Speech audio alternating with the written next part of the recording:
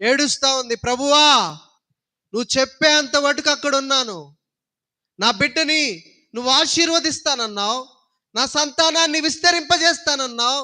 కానీ ఇక్కడ పరిస్థితి ఏమో, కొంచెము ఆహారం పెట్టి పంపించాడు, నీళ్లు పెట్టి పంపించాడు, ఈ అరణ్యంలో నేను నడుస్తా ఉన్నాను, కొద్ది రోజులకే ఇది అయిపోయింది, మరి నీళ్లు లేవు తాగటానికి అనేసి బిడ్డని ఎదురుగా పడుకోబెట్టంట ఎలుగెత్తి ఏడుస్తా ఉందంట. నువ్వు నిజముగా నువ్వు నాతో మాట్లాడావు కదా కష్టదినమున, నువ్వు చెప్పినట్లే నేను చేశాను, ఏంటి ప్రభువా ఈ పరిస్థితి అనేసి ఎలుగెత్తి ఏడిస్తే దేవుడు ఆ చిన్నవాని మొర విన్నాడంట. నీళ్ళై ఏడుస్తా ఉన్నాడు, ఆకలికి ఏడుస్తా ఉన్నాడంట. ఏడుస్తా ఉంటే దేవుడు ఆ చిన్నవాని మొరను వినెను. అప్పుడు దేవుని దూత ఆకాశము నుండి హాగరును పిలిచి, హాగరు నీకేమి వచ్చినది, భయపడకుము, ఆ చిన్నవాడున్న చోట దేవుడు వాని స్వరము విని ఉన్నాడు. నీవు లేచి ఆ చిన్నవాణ్ణి లేవనెత్తి నీ చేత పట్టుకొనుము, వానిని గొప్ప జనముగా చేసేదనని.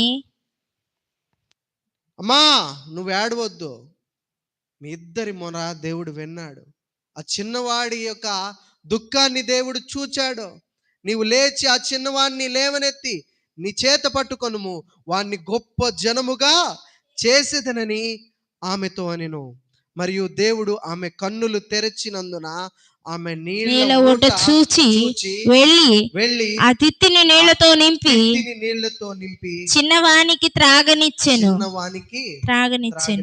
మనము ఆత్మీయార్థముతో మనం చూస్తా ఉంటే హాగరు ఏడ్చినప్పుడల్లా ఒక నీటి బుగ్గ కనిపిస్తా ఉంటది, అవునా కాదండి?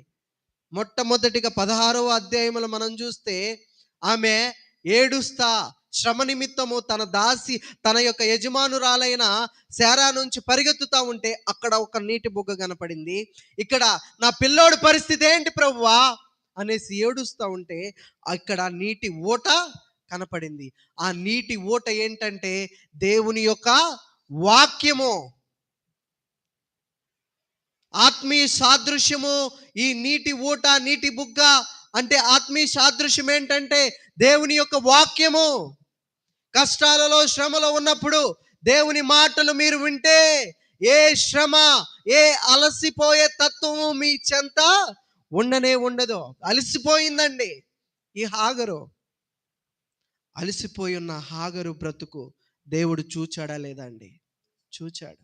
ఈరోజు ప్రియులరా, అలసిపోయిన మన బ్రతుకులు అది ఎలాంటి అలసిపోయే తత్వమైనా కానివ్వండి, మానసికంగా అలసిపోయినా కానివ్వండి, శారీరకంగా అలసిపోయినా దేవుడు మన అలసటని చూస్తాడు. అందుకని వాక్యం ఉంటుంది, సొమ్మసిల్లిన వానిని బలపరుస్తాడంట ఆయన. ఎవరైతే అలసిపోయి సొమ్మసిల్లిపోతారో, శ్రమలను బట్టి, వేదనలను బట్టి, అప్పులను బట్టి, బిడ్డలను బట్టి ఎవరైతే అలసిపోయి సొమ్మసిల్లిపోతారో దేవుని వాక్యము వాళ్ళని బలపరుస్తుంది, దేవుని మాట వారిని బలపరుస్తుంది, గొప్పగా వారికి ఆశీర్వాదాన్ని దయచేస్తాడు.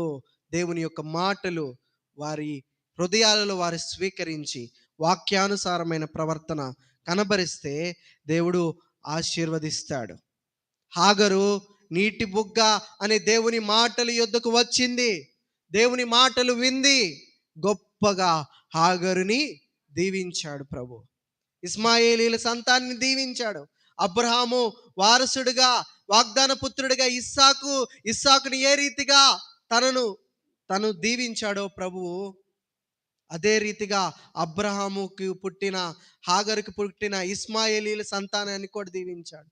ఇస్మాయేలీల సంతానం నుంచి 12 మంది రాజులు వచ్చారు, తెలుసా అండి మీకు? ఆ 12 మంది రాజుల్ని దేవుడు దీవించాడండి. ప్రియులరా, మనం చూస్తూ ఉంటే మన ముందున్న మహమ్మదీయులే ఈ యొక్క ఇస్మాయిలీల సంతానం. ప్రియులరా, మనల్ని మనము గమనించుకుంటా ఉంటే ఈ రీతిగా హాగరు పడిన ప్రతి శ్రమని దేవుడు చూశాడు, గొప్పగా ఆశీర్వదించాడు. ఈరోజు మన యొక్క శ్రమలు మీరు పడుతున్న మనము ప్రతి ఒక్క